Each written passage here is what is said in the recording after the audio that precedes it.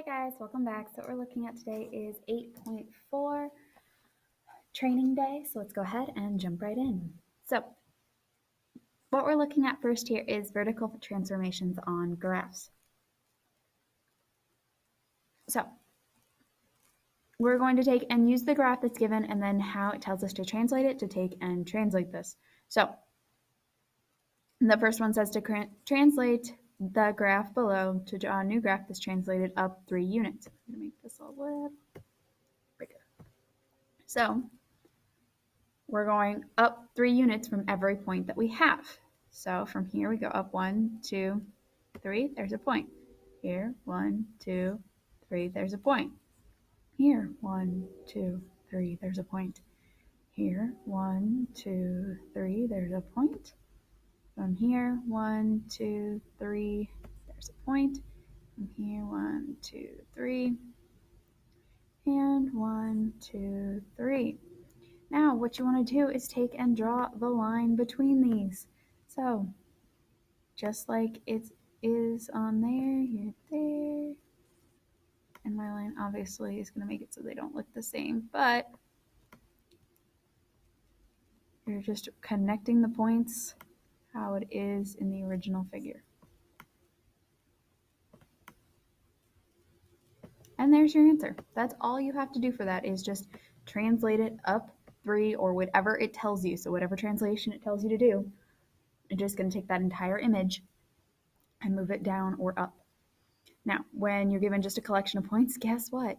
It tells us to move it down 1 unit. So there, there, right about there, like right there, right there, right there, right there. And that's all. Down, right there. This one right here, right here, right here, and right here. So you just have to take and move the point down 1. It's as simple as that. All right, so for the next part, what we're looking at here is graphing transformations and writing the equation of the new graph. So these are all vertical transformations. So vertical transformations is your keyword for this lesson. So yes, 2 words. Vertical transformations. That's your keyword. Okay. So you've been given the equations of f of x and the transformation g of x equals f of x plus k. Graph both f of x and g of x, then write the linear equation for g of x in the space provided. So we have f of x is 2x minus 4. So let's start with f of x. So down 1, 2, 3, 4. We have a positive 2 slope, so we're going up 2 and over 1, up 2, over 1, up 2, over 1. Up 2 and over 1, and up 2 and over 1. So this is the graph of f of x. Now it tells us, trying to get this line nice and straight. Okay, sort of. You get the idea. So now it tells us that g of x is f of x plus 3. So what that means is we're just moving this entire line up 3 units. So let me change the color. So for this, we're going to go up 3. So 1, 2, 3. From here, 1, 2, 3. From here, 1, 2, 3. From every single point we have, we just need to go up 3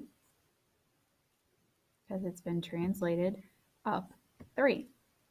Now we can draw the line through these points, and there is our g of x.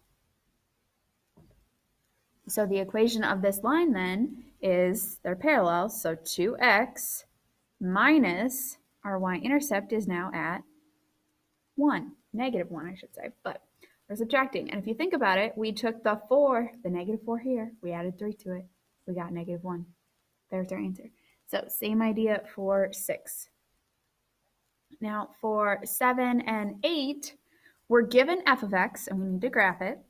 Then we're going to take and write the translated form and then the slope-intercept form. So based on the graph, write the equation of g of x in the form g of x equals f of x plus k. Then simplify the equation of g of x into slope-intercept form. The equation of f of x is given. So you get to come up with the translated form. So you're just graphing 2 lines and then saying what that form is. So like for this, if we graph this, we've got 1/4 x minus 3, so down 3, there's our first point.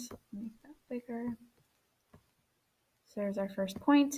Then we go up 1 and over 1, 2, 3, 4. Come back, go down 1 and over 1, 2, 3, 4. So this is our line for f of x. Now what we need to do is decide what our translation is going to be. So I'm going up 4. So we'll have f of x plus 4. So then to graph this out, you're just going to take and go up 4 from each of these points. So 1, 2, 3, 4. 1, 2, 3, 4. And 1, 2, 3, 4. There is our new line. So our g of x is going to have the same slope. The line's really wonky. So it'll have a 1/4 x for the slope and then plus 1 because we went up 4. So this is what's known as translation form. All right. This last one, converting units and making decisions based on data. So we have a whole lot of information here. It tells us Fernando and Mariah are training for a half marathon. The chart below describes their workouts for the week just before the half marathon. A half marathon is equal to 13.1 miles. If 4 laps make up 1 mile, do you think Mariah and Fernando are prepared for the event? Describe how you think each person will perform in the race. Include who you think will finish first and predict what you think each person's finish time will be. Use the data to inform your conclusions and to justify your answers. So looking at this, we've got their Monday through Saturday workouts or times and laps. So we've got Fernando, his distance and laps, the time it took him, Mariah's distance and laps, and the time it took her. So what you're going to do is you're going to compare these and look at, okay, did they actually ever get to the 13.1? Who did it the fastest? Look at the information and try to make some conclusions, okay? I want to see what you guys can come up with for this. All right, if you guys have any questions, feel free to ask. Have a wonderful day.